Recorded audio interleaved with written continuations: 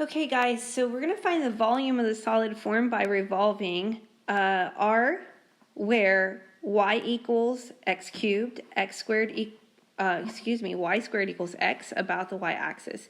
I've already taken the liberty to graph this, so the pink line is y equals x cubed, and the turquoise line is going to be x equals y squared, okay?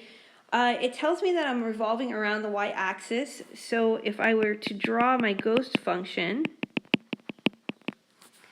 I know that it looks like this, and therefore my washers are going to look like this.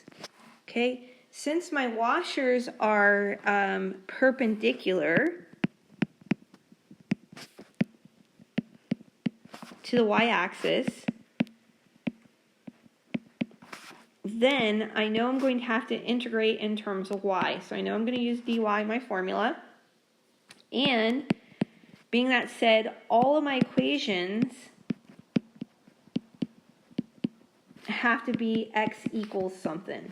Okay, the reason why, because remember, we're in terms of y.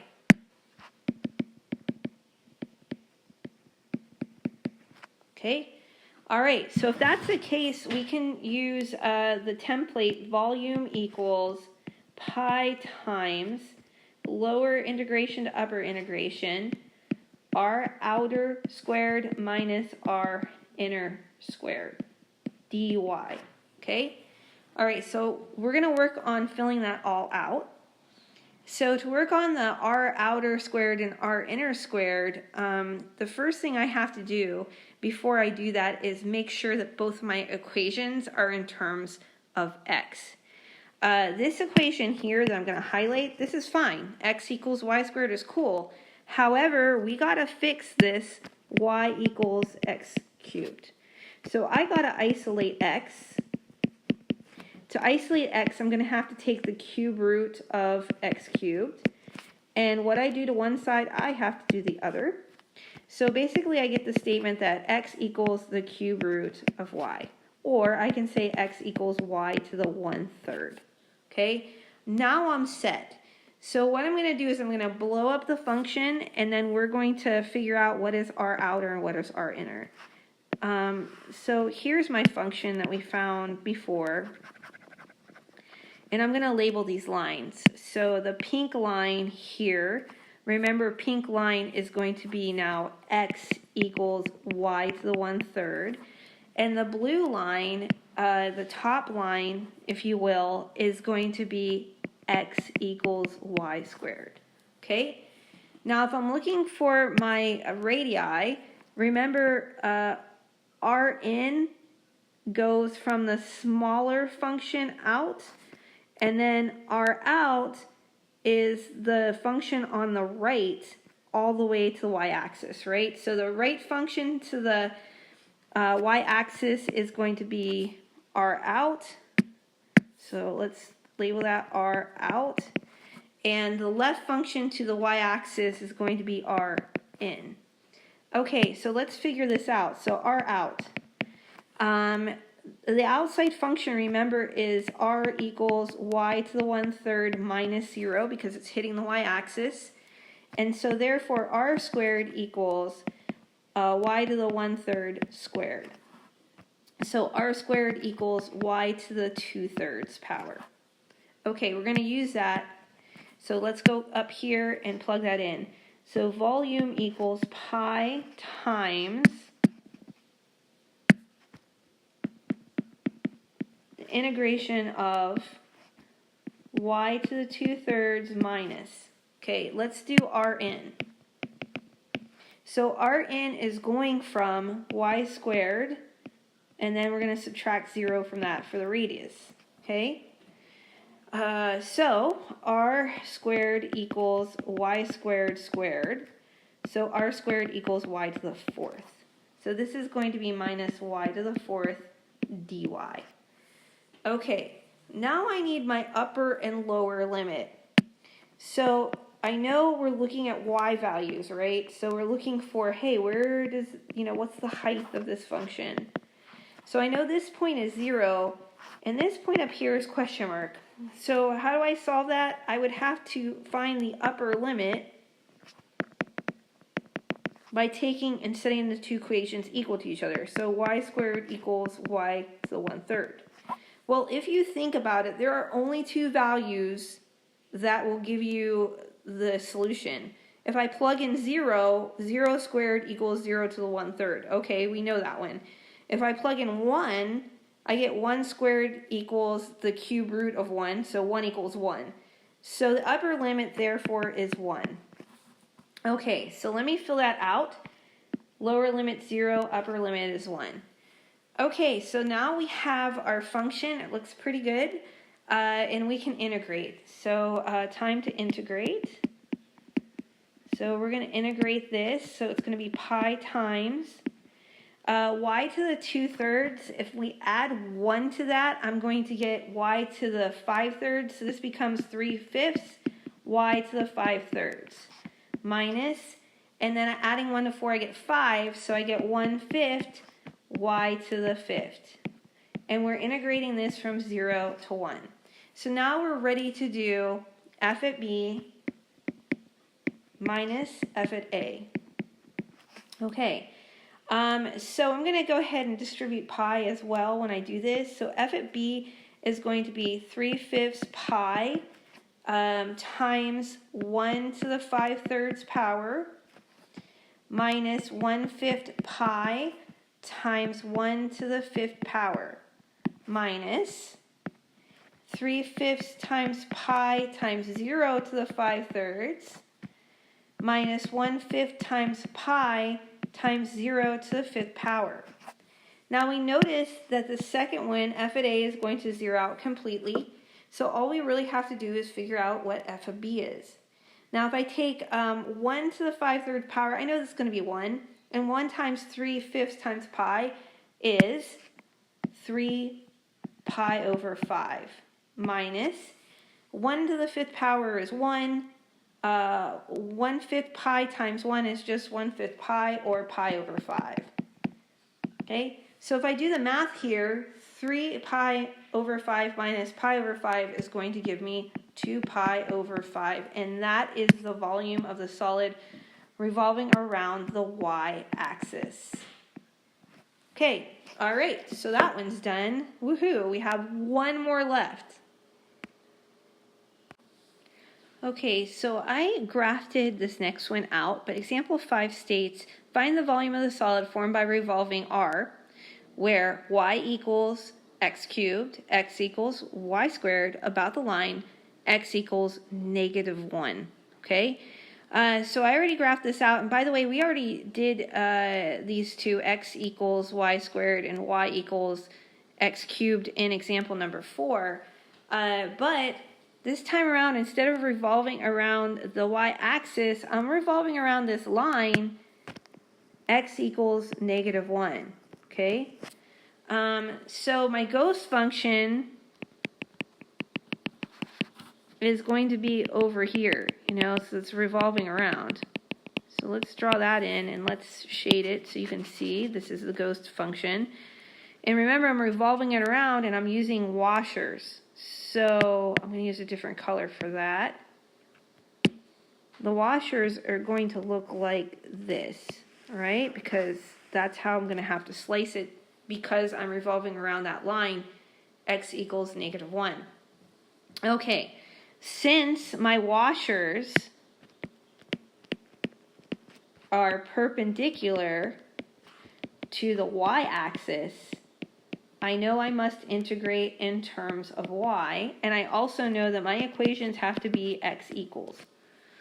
Okay, so what we're going to do here is we're going to blow this up, and we're going to look at, how do we do this, because now we have a shift. So that is definitely going to affect our formula. And remember, the formula is pi, or volume equals pi times the integration of the lower limit to the upper limit, r outer squared minus r inner squared, dy. Okay? Okay, so you may want to take a second, blow it up. I have the graph blown up below what I just drew. And I'm working on finding R outer and R inner. So remember, R outer is going from or R inner is going from the inside function to this axis. Remember, the axis is x equals -1. So just as a reminder, this is very important. And our outer is going to go from that outside function clear to that line. This line does not want to cooperate. Okay, so let me redo that, guys, because that looks kind of bad. So it's going from that line x equals -1 to the outside function. So let's label this, this is R in and this is R out. Okay, so my next step is to find those. So let's do that here, R out. Okay, so the radius, remember the radius for R out is going to be the function, which is y to the 1/3 minus, and it's usually 0, but because now we have this line, x equals -1, it's going to be minus -1. Okay, so R equals y to the 1/3 plus 1.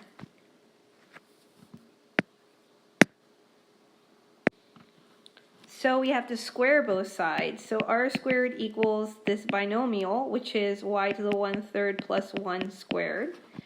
So if I expand that out, you can FOIL it or use the rules, but you get y to the 2/3 plus 2y to the 1/3 plus 1. Okay, so that's what R squared is. So let's go ahead and write that over here. Volume equals pi, and then we have R out, which is y to the 2/3 plus 2y to the 1/3 plus 1 minus. Okay, R in. The R in side, the radius is going to be the function, which is y squared minus, it's usually 0, but because I have that shift, I have to subtract it from the axis of rotation, which is -1. Okay, so R equals y squared plus 1. Now I have to square this. So if you expand that out, R squared is going to give me y to the 4th plus 2y squared plus 1. Okay, so minus, and I'm just going to put this below here so it doesn't get too messy, y to the 4th plus 2y squared plus 1, and then we have dy. Okay, upper and lower limits of integration are going to be the same as the last problem. So, and when we talk about the upper limit and the lower limit, remember we're doing this in terms of, y. So, the lower limit is 0 and the upper limit is 1. Okay, so we're ready to clean this up and then to integrate. So let me just make this look better. So volume equals pi times integration from 0 to 1 of y to the 2/3 plus 2y to the 1/3 plus 1 minus y to the 4th minus 2y to the 2nd minus 1. Okay, dy. I know, by the way, these 1s are going to go away because plus 1 and minus 1 kicks off. So we're going to write this again on the next page. So volume equals pi from 0 to 1. And we get y to the 2/3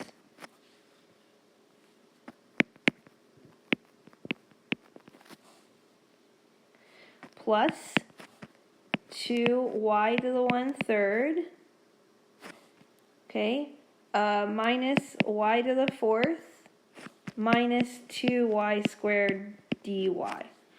All right, time to integrate.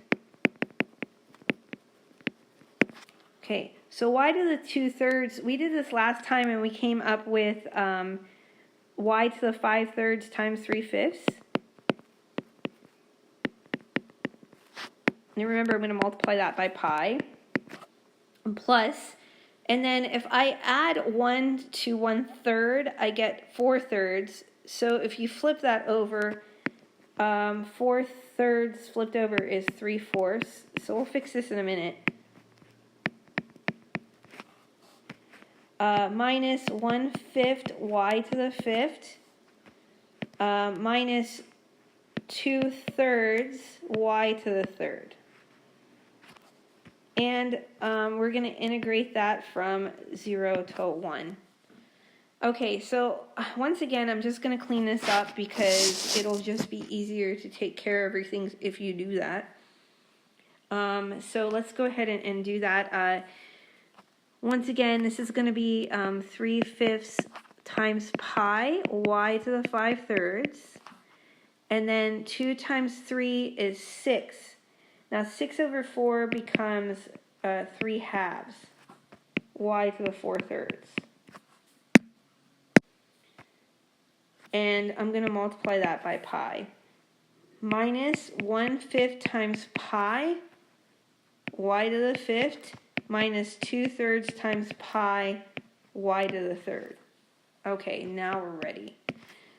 So I have f at b minus f at a. So I take the upper limit and I'm going to plug everything in.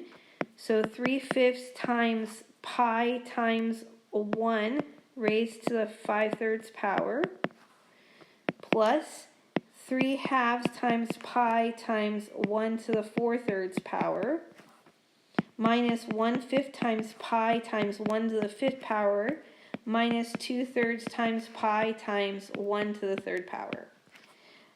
When I plug in 0 into all of those, because every single one has a y in it, f at a is going to 0 out. So basically I just have to worry about f at b. So if I take 1 to the 5/3 power is 1 times 3/5 times pi, I get 3 pi over 5 for the first one. And then 3/2 pi times 1 is going to be 3 pi over 2 for the second one. Minus 1 times 1/5 pi is going to be pi over 5. And then finally 2/3 pi times 1 is just 2/3 pi, so it's minus 2 pi over 3. Okay, so if I do a little bit more simplification, I get 2 pi over 5 minus pi over 3 pi over 2 minus 2 pi over 3. So let me just check that really quick. Okay, looks good. Now I have to find an LCD, which is going to be 30 in this case. So let's go ahead and put that in here. And this should be a plus. So let me fix that, and this should be a minus. Okay, all right, so 5 goes into 36 times, so 6 times 2 is 12 pi. And then 2 goes into 30 15 times, and 15 times 3 is going to give me 45 pi. And then 3 goes into 30 10 times, and 2 times 10 is 20 pi. So now all we have to do is do the math here.